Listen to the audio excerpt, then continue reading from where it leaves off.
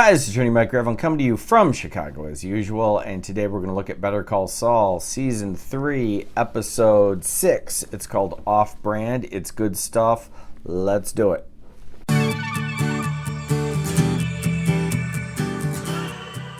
So this episode kicks off with Nacho giving a guy a break. He comes to him short on his money for the week, and he doesn't like it, but Nacho decides that he can make it up next week.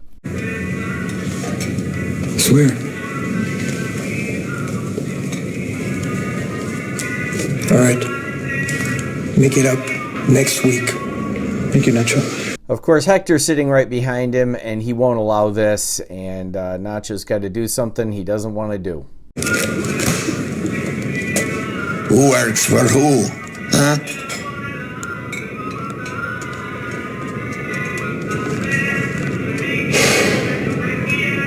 This is really actually an interesting part. Nacho sort of throughout this episode starts soul searching because he's thinking, you know, I'm not comfortable with all the things I'm made to do here, but you know, it's kind of too late, and that's the situation he's in.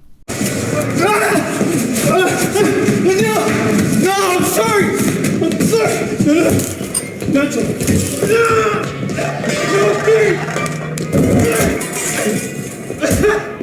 Meanwhile, Kim gives the closing argument in Jimmy's case. Jimmy McGill has worked tirelessly to build a practice that helps an underserved and frankly overlooked segment of our community, the elderly. Jimmy does lose his license for 12 months on a suspension, but that is an amazingly good result given the facts and evidence in that case. Oh, here's to 12 short months. Also, somebody call the Pope, because according to your summation, I ought to be a saint, me and Mother Teresa. Right? This is a really sweet moment between Jimmy and Kim, still sort of celebrating from the result of the hearing. Tonight, I celebrate with the world's best defense attorney. Where are your notes? Let's spread them out and roll around on them, see what happens. Of course, that can't last, and Chuck's ex-wife, Rebecca, shows up and rains on the parade. Chuck was right about you all along. He's mentally ill. What is your excuse? Chuck is all upset about the result of the hearing, and Howard goes to give him a little pep talk and try to get him out of his funk. The opinion came in. Jimmy was suspended for 12 months. This is a win, my friend. I know, it doesn't feel like it. But hear me out. This next part is really neat. It's Jimmy dealing with the aftermath of this decision. And while it's a good decision under the circumstances for him, he still loses his law license for 12 months. And that it requires him to do lots of things. Namely, the first one is call all of his clients and tell them that he can't be their attorney for the next 12 months. In addition to that, we go through a few of these things. He can't advertise as an attorney because he's not licensed currently. And so he's got a bunch of, you know, bad tasks that he has to do as a result of the decision, and he starts here. Hello, dear. Do you have a moment? I just wanted you to be the first to know that I'll be taking a brief sabbatical from the law.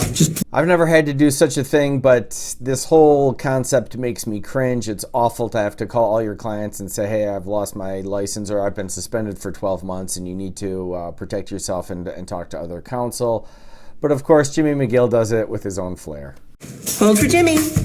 It's just a technical thing, really. It's just a technical, an agreement. It's an agreement. It's an agreement that I came to with the Bar Association, and you're going to get a letter with all the details, so... While performing this nasty task, frustration sets in and sets up this episode's favorite line.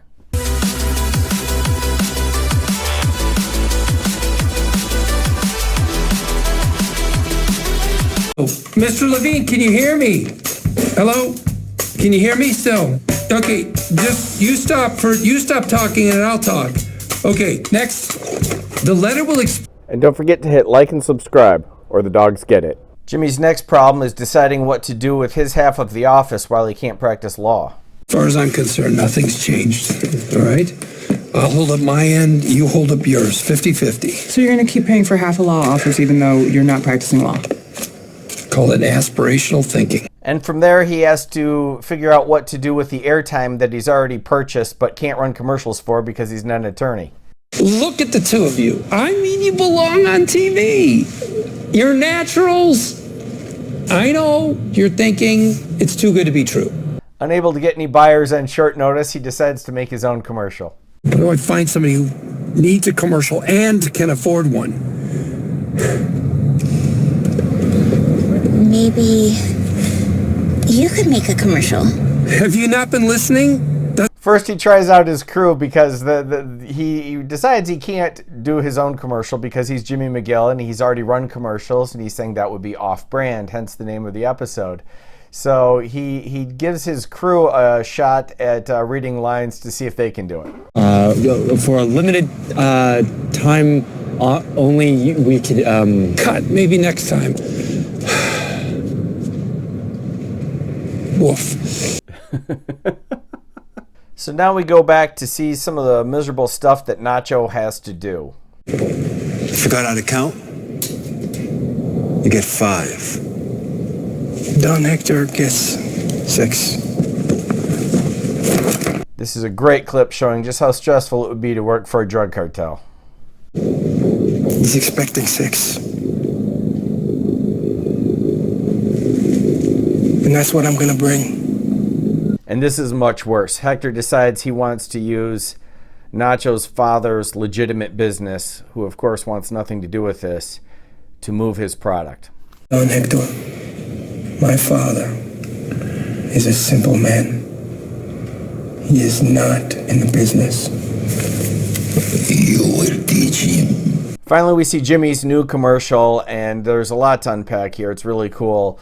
The first thing I thought was interesting is part of his order from the hearing was that he couldn't resell his commercial time.